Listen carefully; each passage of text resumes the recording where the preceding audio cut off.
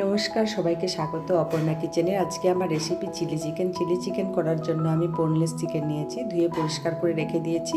এবার আমি আদা রসুন গ্রেট করে রেখেছি, গ্রেট করা আদা রসুনগুলো দিয়ে দেবো, একটু গোলমরিচ গুঁড়ো দিয়ে দেবো, একটু নুন দিয়ে দেবো, আর 1 চামচ কর্নফ্লাওয়ার দিয়ে দেবো। এবার ভালো করে মিক্সড করে নেব, আর একটু কাশ্মীরি লঙ্কার গুঁড়ো দিয়ে দেবো, ভালো করে মিক্সড করে নেব। মিক্সড করা হয়ে গেছে।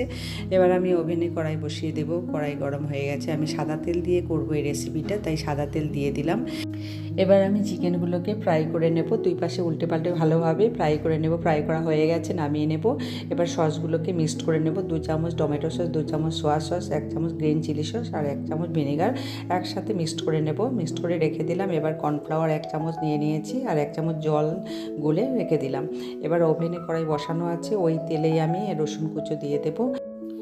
রসুনগুলোকে আমি একটু ভেজে নেব, আর পেঁয়াজগুলো ধুয়ে কেটে রেখেছি, পেঁয়াজগুলো দিয়ে দিলাম। ক্যাপসিকামগুলো কেটে ধুয়ে রেখেছি, ক্যাপসিকামগুলো দিয়ে দিলাম। 2টো লঙ্কা চিড়ে রেখেছি, লঙ্কাগুলোও দিয়ে দিলাম। একটু ভেজে নেব, ভাজা হয়ে গেছে, জলটা টেনে নিয়েছে। এবার আমি একটু নুন দিয়ে দেবো, আর একটু ভেজে নেব। এবার মিক্সড করে রাখা সসগুলো আমি দিয়ে দেবো, আর একটু ভেজে নেব, আর পরিমাণ মতো জল দিয়ে দেবো। আর কর্নফ্লাওয়ারটা গুলে রেখেছিলাম, কর্নফ্লাওয়ারটাও দিয়ে দিলাম।